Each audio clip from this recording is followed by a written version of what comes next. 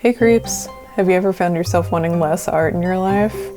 I didn't think so. In an effort to satisfy my need for more art when a lot of my wall surfaces are occupied by other awesome art, I've decided to take to the table and shelf surfaces of my apartment to create framed vector art crafted by yours truly. I haven't entirely decided what the art is going to be for each of the frames that I purchased, but I have some ideas in mind to explore and play around with once we get into Illustrator. Welcome to the channel, the place to come for spooky DIY home and lifestyle content all year long. Let's get started.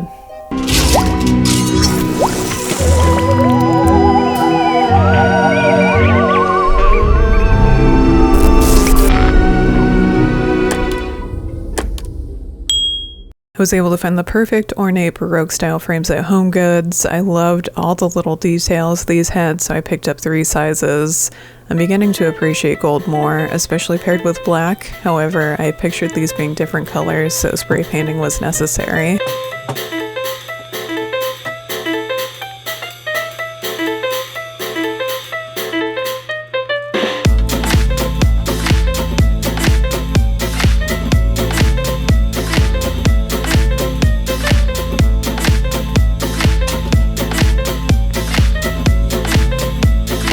To prep each frame for painting, I removed the glass and frame contents and used the glass as a stencil to create a frame insert out of double-layered printer paper to protect the frame's cardboard interior from getting painted.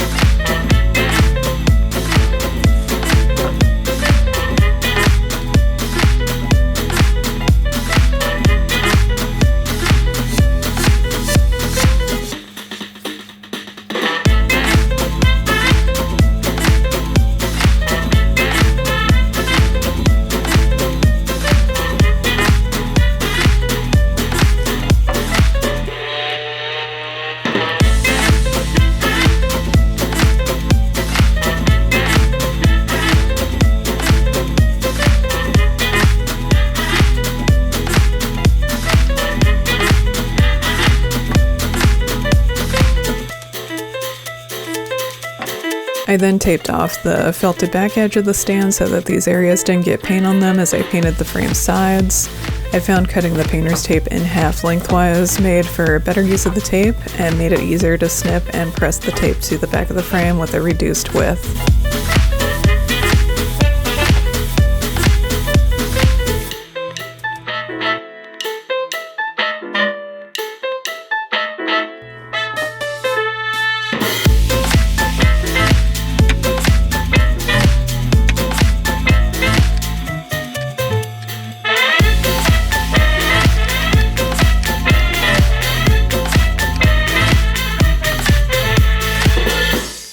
After getting all the prep complete, I was then able to paint my frames.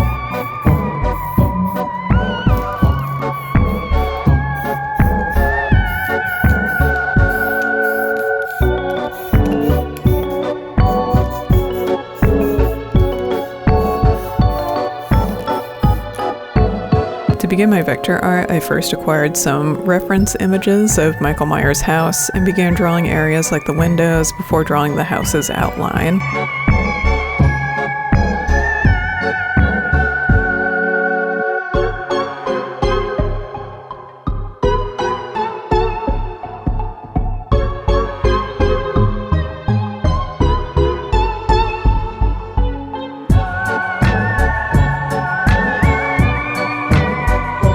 To save time, I drew half the house with the intent of duplicating the half and then mirroring it to make one complete murder pad.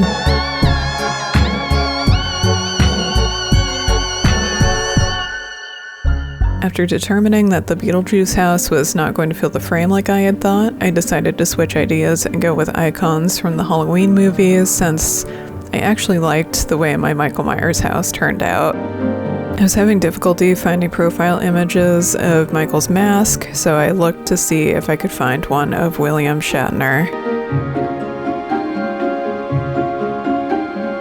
For the other 2 prints, I decided to draw a profile silhouette of Michael and the pumpkin featured in the intro credits of the first movie. To make the pieces appear cohesive, I decided to add fall leaves to each one. My original plan for these pieces was to feature 3 iconic houses from spooky media, specifically movies and TV shows. I considered a wide variety of options, which included the Scream House, the Beetlejuice House, and Stranger Things Creole Mansion. I wanted houses that I was a fan of the movie or TV show, as well as ones that I thought would fill up the frame without a bunch of vacant space. I also had planned to do these as paper die cuts rather than as prints, which would have changed my strategy from the beginning if I had known that. This is yet another example of how the creative process can sometimes not go according to plan, but looking at the obstacles as opportunities makes it a little easier to come up with the solutions and move forward.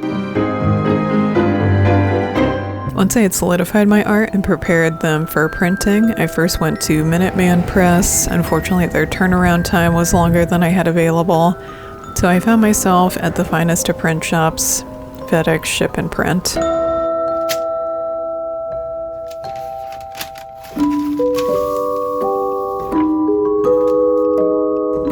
With prints in hand, I removed the price tags off the frames, cleaned the glass, and then used the glass as a template to cut each piece to size.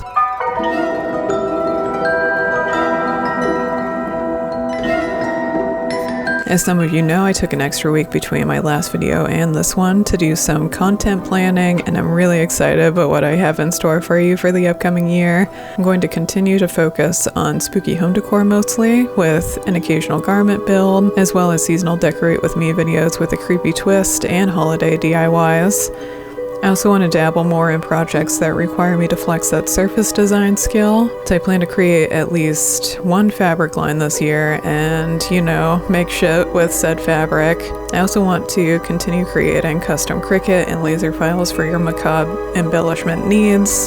If all of this isn't ambitious enough, I also want to experiment with shorts, talking about topics that are still relevant to the channel, but possibly random from a niche perspective. I hope this little preview gets you as excited as I am.